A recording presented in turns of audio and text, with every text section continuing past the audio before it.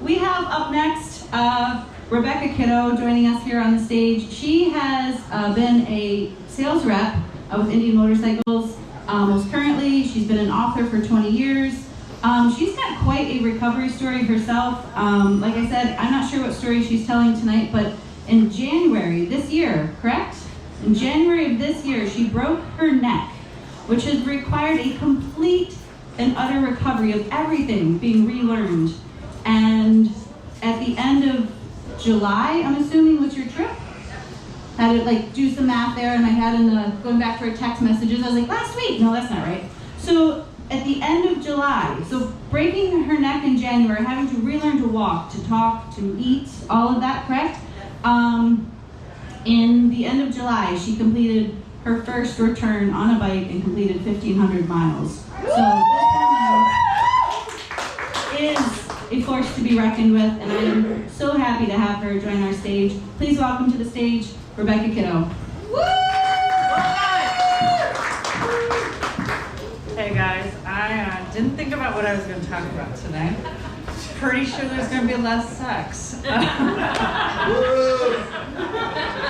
Yeah, I'm on a bike, you know, kind of busy.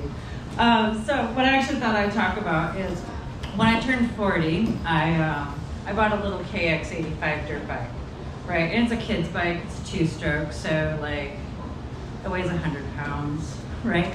So I couldn't stand on it, I couldn't use a little rear brake, those kinds of things. And so I rode it like 6 times, and I was dating this guy, and his dad wanted to do an off-road trip on a Razor, and so I worked for Polaris, so I arranged to get a Razor. And we went to Hatfield McCoy, right? And so before we went, I'm like, this is not the right bike to take to an off-road park. I can't stand up on it. Like, I'm terrified of the power band.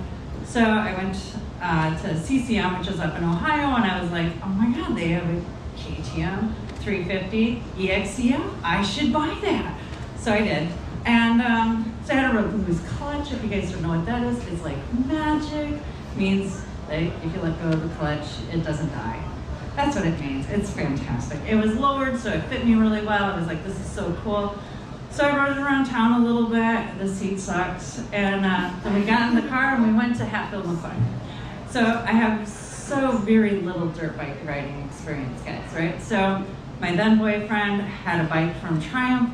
He immediately destroyed it like in an hour, and we're there for the whole weekend. So he got in the Razor with his dad. I have no idea what I'm doing on a motorcycle in the dirt. Like even now I'm like, oh my God, it's gravel. Like it's not my thing. Like I'm a sport bike girl, give me a Gixxer or a Honda CBR, I can do that. But dirt is not what I've learned on. So we go to Hatfield McCoy, I do like this bowl where you test things out, and I stand up on a bike for the first time and use rear brake, and I'm like, okay, I can do this, I don't fall over.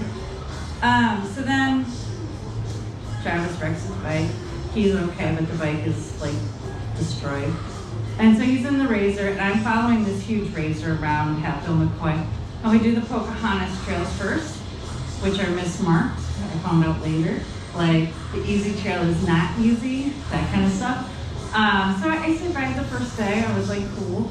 And the next day we go, and I'm following the Razor, and so Lonnie thinks he can do anything. So we're on this hill, and all of a sudden he just disappears. Like the Razor is gone, and I'm like, I teeter up to the edge of like, looks like a cliff. And I look down, and it is. It's basically a cliff with ruts and a turn. And so I don't see the bottom, but the Razor's gone. They were just gone. So I'm like, okay. So I stand there, and I'm like, okay, you can do this. You can do this. Yeah, we're gonna do this. Okay, stand up, rear brake. Don't touch the front brake. Okay, ready, whoosh. Right? And that's really what it felt like. Just like whoosh down this hill, and I'm rear braking, and the bike's this, and we're this, and we're just all the way down, bouncing out of ruts. I am sweating profusely.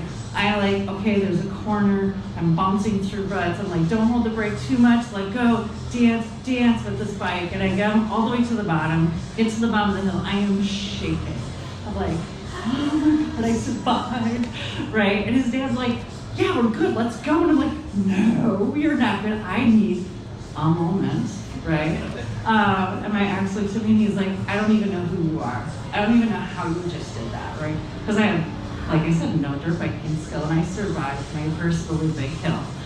And so that was really how the weekend went. Like everything I accomplished at the Hill McCoy, like I just was like, I'm a fucking rock star, right? Like I can do this, and that's what I think about riding dirt. I don't currently have a dirt bike because I'm still scared of it. I sold the KTM and bought a track bike, but there was just over and over. I just was like, sitting at the bottom of the hill, and it's all this greasy rock, and I'm like, I don't know how to do this. So I sit there and I plan in my head, like, okay, I'm gonna do this. This is my route, and that was not my route. That is not how it goes. You're just like, I'm over here now and over there, and you just survive. And I learned how to do hill starts, and who the heck would choose to do that, right? Like, I see videos of people out in the woods going through creek crossings, and I'm like, you guys are crazy. Like, I'll go into a corner in triple digits and be like, yeah, that's cool. But I'm not crossing that creek. Are you crazy? You're all nuts. So, I mean, that's kind of what I was thinking about. The Half of McCoy was just one of those things. Like, I think with motorcycling, I don't know what I'm doing, and I still just do it. Like, I just show up, and I'm like, okay, I guess I'm doing this now, and I'm gonna live. And that's really how just everything with motorcycling has been. My first trip this year was like that. The picture that is on the flyer for this is me on my Honda Grom. It was my first ride after my accident. I was literally sobbing, because my best friend was like, we're gonna buy Urals. If you can't ride motorcycles, we're just gonna pivot and do something different. And I think that's what motorcycling means to me. And I have literally given you guys back a whole bunch of times. So thank you so much for letting me come and talk to y'all. Have a good night.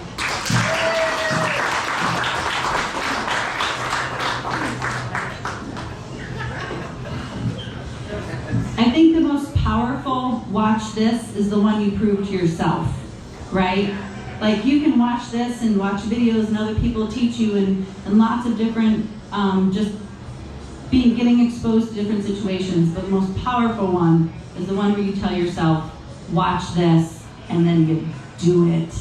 Fucking fantastic. Well done, welcome back. Excited to see you on the roads. Appreciate it, thank you.